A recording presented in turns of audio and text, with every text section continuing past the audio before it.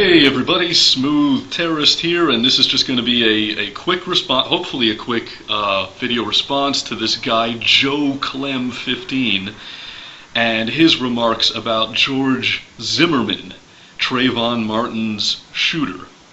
And I was really hoping to keep quiet on this entire subject because it's such an obvious attempt by the wealthy ruling class to drive a wedge between the American people so that they can keep us subjugated, keep us weak, keep us ignorant, keep us fighting with each other. Um, if you need any evidence of that, look no further than the fact that Obama himself felt the need to chime in about this. There have been, people get shot every day in this country under questionable circumstances, and it isn't always a big media firestorm like this. And the fact that the media has chosen to whitewash this Hispanic guy, it's just so obvious what they're doing, and it's so fucking insulting. And the worst thing is it's working. The bigots are coming out on every side. They're all coming out of the woodwork. The white bigots are coming out. The black bigots are coming out. Probably even some Hispanic bigots coming out. So they're getting what they want, and they're, I hate to add my voice to this choir of stupidity, but Joe Clem, your video really pissed me off, some of the comments you made, and I'm gonna play those without further ado, so here you go. You have a lot of people on here saying that, oh, George Zimmerman, he isn't white, he's Hispanic or he's mixed. Um, and at first, I thought it was an attempt for some white people, not all white people, to detach themselves from the incident to make sure that their race isn't responsible for, you know, what happens on a daily basis in this country or around the world. I thought it was a way to, kind of ease away from it. Like, oh no, he's not white. He's he's Mexican. He's Hispanic. But I think there really is just a true misunderstanding. A lot of people think that black people that we're saying, oh, he's white, he's white, he's white, purely because we want to find somebody to blame. But the actual truth about this is that George Zimmerman is white, and I'm explaining what I mean by that. Genetically, he's mixed, and genetically he's half white, half Hispanic. I don't know if he's half Cuban because he's from Florida, or half Mexican, or whatever.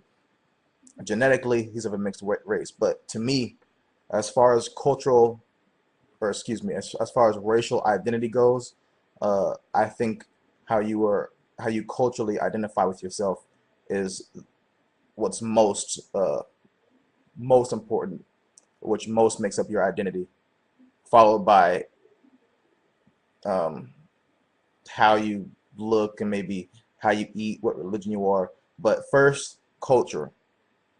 Um, Culturally, George Zimmerman is a white redneck. And I don't want to say culturally he's white because not all white people think like him. Not all white people are super racist and hateful, but he culturally has the mindset of a white redneck racist from the South. Only a white guy would self-appoint himself as the neighborhood watchman and walk around with a gun looking for black people, or no, fuck that, black people, to keep out of a gated community. That's not something that Hispanics do. That's pretty much the only thing I really want to talk about as far as racial identity, and why black people are saying that he's white, he's white, he's white, even though genetically he's half white, half Hispanic. It's really irrelevant because culturally he's very, very white. Just like all African Americans have white in us, culturally we're African American, okay? How we act, how we carry ourselves, uh, how we eat, how we walk, it's different. Okay, so Joe Clem, 15. You say that George Zimmerman is a white guy, not because he's not because of his genes, not because he's ethnically white, but what makes him a white guy is the fact that he is a greedy, paranoid busybody who lives in a gated community and performs a neighborhood watch with a gun. So, in other words, according to you, George Zimmerman is white because he's an asshole. Now, I'm wondering if you could maybe understand how I, as a white guy, might have just a little bit of a problem with that. Hmm? I mean, wouldn't that be like if there was some half Latino, half Jewish guy somewhere who had big spinning rims on his car, and he was obsessed with status symbols, and he was kind of shiftless and lazy and liked to eat lots of fried chicken, and I said, oh, well, that guy's black, you know, because of how he acts. You see how that's just a little bit fucking offensive? So in other words, to you, white means evil, right? White culture is rich, greedy douchebags who live in gated communities. Okay, that's what that means. Then I got a question for you, Joe Clem. Where do I fit in? Am I a white guy anymore? I mean, this all has me so confused. The media is like showing this Hispanic guy and calling him white, and all you fucking brainwashed lemmings are just going along with it like yes, 2 + 2 = 5, George Zimmerman is white, we are automatons. I mean, what the fuck? They're calling an apple an orange, and you people are eating it up. What is going on here? The guy is clearly not fucking white. If he's white, what am I? What am I? Now, Joe Clem, 15, to give you a little bit of background on myself, I've never lived in a gated community, and I've never volunteered for the neighborhood watch. In fact, I hate the police. I live in New Orleans. My diet includes red beans and rice and collard greens on a regular basis. I smoke weed every day. Between you and me, I even like to fuck girls with big asses. So, am I a black guy? I mean, is that how this works? I mean, do you want to, like, go hang out at the barber shop with me, and maybe we can rent Medea together and eat turkey necks? I'm guessing the answer is no, because when you look at me, you don't see a black guy, you see a white guy. But when you look at a Latino who's an asshole, who, is this paranoid busybody who volunteers for Neighborhood Watch, he's probably the kind of guy that, like, took names in class when the teacher was absent and volunteered as, like, a hall monitor. Just a dick, a douchebag. That also makes him white. I don't like where you're going with this, Joe. I really don't appreciate it too much. I'm wondering if you're beginning to see the problem. And what about guys like Obama? What about guys like Colin Powell? And what about Condoleezza Rice? Do they count as black, or are they white too? Because, I don't think Barack Obama has ever drank a grape soda. I don't think he's ever smoked a fat chronic blunt. I don't think he's down with OPP. I think that guy, according to you, is probably even whiter than I am.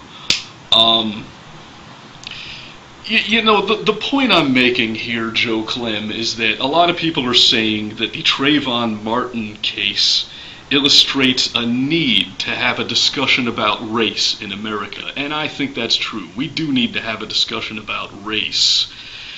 And apparently we need to decide what it means to be white. Because if being white means being somebody who, is greedy and a capitalist, and they live in a snooty gated community, and they're paranoid about, like, people that look kind of hip-hop coming through their hood, and then I don't want to be white. I don't want to be that kind of white guy. But here I was thinking that I was white because I'm an ethnic Caucasian with light skin. I guess I just really don't know what it means to be white. It's confusing living in the United States. It's really confusing. But Joe Clem, there's something I'd like you to do. Do a little research on an event that happened in the 17th century in the United States called Bacon's Rebellion. That's Bacon as in Kevin Bacon. Bacon's Rebellion.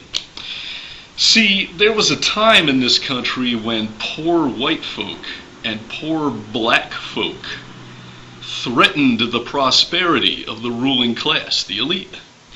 So what did they do?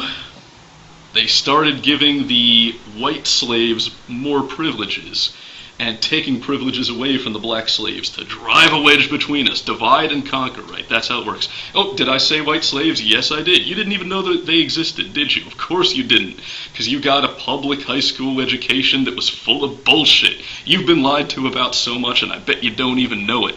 Yes, there were white slaves.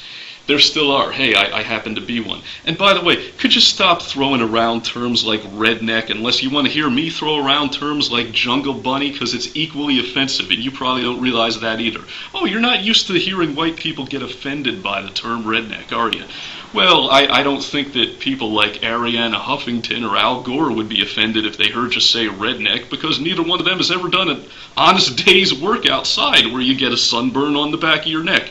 But guess what? I have. So please, could you tone it down with the redneck shit? And by the way, you don't even seem to know what redneck means, because rednecks sit in the back of a pickup truck and listen to Conway Twitty. They don't sit in a gated community like snooty fucks, like mowing their lawn and racially profiling people. Well, I guess they do kind of profile.